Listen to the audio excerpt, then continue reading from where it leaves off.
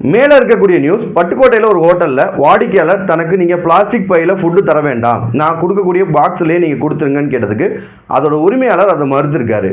So அதனால நான் cancer வந்து சாகணுமா அப்படின்னு சொல்லி அந்த வாடிக்கையாளர் சண்டை போட்டிருக்காரு. ஸோ அந்த வீடியோ ரொம்ப வைரலாக இருக்குது. ஸோ நீங்கள் பிளாஸ்டிக் பையில் உணவுப் பொருட்களை எடுத்துகிட்டு போகிறது மூலயமா எந்த மாதிரியான நோய்கள் உங்களுக்கு வருங்கிறதையும், எந்த மாதிரியான பிளாஸ்டிக்ஸை நீங்கள் உணவுப் பொருட்களில் யூஸ் பண்ணலாம் அப்படிங்கிறத பற்றியும் இந்த வீடியோவில் பார்க்கலாம். ஸோ பிளாஸ்டிக்கை பொறுத்த வரைக்கும் நீங்கள் அதில் சூடான பொருட்களை ஊற்றும் போது அதில் இருக்கக்கூடிய கெமிக்கல்ஸ் மட்டும் இல்லாமல் அதில் இருக்கக்கூடிய மைக்ரோ பிளாஸ்டிக்கும் உங்களோட உடம்புகளில் சேர்றதுக்கு நிறைய வாய்ப்புகள் இருக்குது.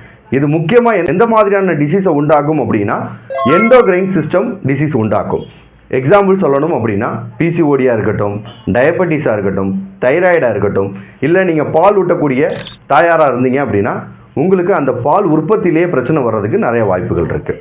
அது மட்டும் இல்லாமல் கேன்சர் வரைக்குமே உங்களை கொண்டு போகிறதுக்கு நிறைய வாய்ப்புகள் இருக்குது. சரி, எந்த மாதிரி பிளாஸ்டிக்ஸாக நாங்கள் யூஸ் பண்ணணும், அதுக்கு என்ன ஐடென்டிஃபிகேஷன் அப்படின்னு கேட்டோம்னா, பிளாஸ்டிக்கில் எப்போவுமே இந்த ட்ரையாங்கிள் சிம்பிளை நீங்கள் பார்க்க முடியும். இந்த ட்ரையாங்கிள் சிம்பிளுக்குள்ள மொத்தம் 7 வகையான நம்பர்ஸ் கொடுக்கப்பட்டிருக்கும். இதில் நம்பர் 5 இருக்கக்கூடிய பிளாஸ்டிக்ஸை நீங்கள் யூஸ் பண்ணலாம். இந்த 5 பிளாஸ்டிக்ஸ் எங்கெங்கெல்லாம் யூஸ் பண்ணப்படுது அப்படின்னா, நம்ம யூஸ் பண்ணக்கூடிய ஃப்ரிட்ஜ் கண்டெய்னர்ஸ்லையும், ஐஸ்கிரீம் கண்டெய்னர்ஸ்லையும், ப்ளஸ்ஸு நம்ம யூஸ் பண்ணக்கூடிய ஸ்ட்ராஸ், இந்த மாதிரி விஷயங்களில் இந்த நம்பர் 5 பிளாஸ்டிக் உபயோகப்படுத்தப்படுது. ஸோ இந்த பிளாஸ்டிக் கொஞ்சம் சேஃபர் சைட். பட் இருந்தாலும் சூடான பொருட்களை பிளாஸ்டிக்கில் உபயோகப்படுத்துகிறத முழுமையாக தவிர்த்துக்கிறது உங்களுக்கு நல்லது. தேங்க்யூ.